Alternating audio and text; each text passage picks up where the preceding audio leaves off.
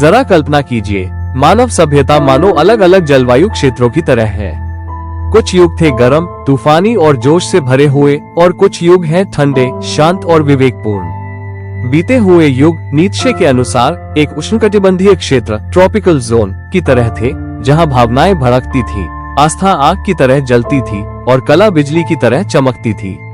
सोचिए, प्राचीन यूनान, एंशिएंट ग्रीस, जहां देवताओं और नायकों की कहानियां ज्वालामुखी की तरह फूटती थी, या मध्यकालीन भारत, जहां कबीर, मीराबाई, तुलसीदास जैसे संत अपने भावों में जलते थे। भक्ति, प्रेम और विरह का तूफान था वहां।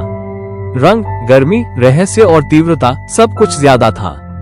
दर्द भी सुंदर था और कल्पना में ईश्वर जीवित था। थोड़ा ठहराव, फिर शांत स्वर में। लेकिन आज हम जी रहे हैं शांत और समशीतोष्ण क्षेत्र, टेम्परेट जोन में। अब न कोई तूफान है, न कोई दिव्य आंधी।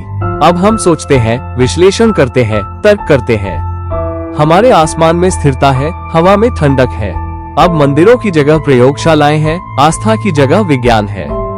अब संगीत में उतनी आग नहीं, बल्कि माइंडफुलनेस, मेडिटेशन और लो-फाई बीट्स की शांति है।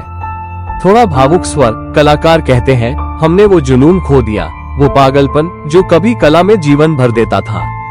और शायद वे सही भी है। हम अब वो जंगली बाघ नहीं देखते जो दार्शनिक सांपों से जूझते हो। हमारी आत्मा शांत है, हमारी कल्पना संयमित है। धीरे धीरे ऊंचा स्वर, प्रेरणादायक। लेकिन नीत्शे कहते हैं, क्या ये परिवर्तन वास्तव में हानि है या प्रगति का एक रूप है? हाँ, हमने तीव्रता खो दी पर पाया संतुलन। पहले लोग भक्ति के मंदिर बनाते थे, अब हम समझ के प्रयोगशालाएं बनाते हैं। पहले भावनाएं शासन करती थी, अब बुद्धि और सजगता करती है। ये बदलाव हमें ठंडा नहीं, बल्कि परिपक्व बनाता है। ये शांति, ये संयम मानवता की परिपक्वता का संकेत है।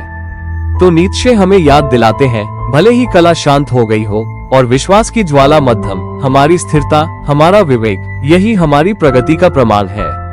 समशीतोष्ण संस्कृति का अस्तित्व ही मानवता की सबसे बड़ी जीत है।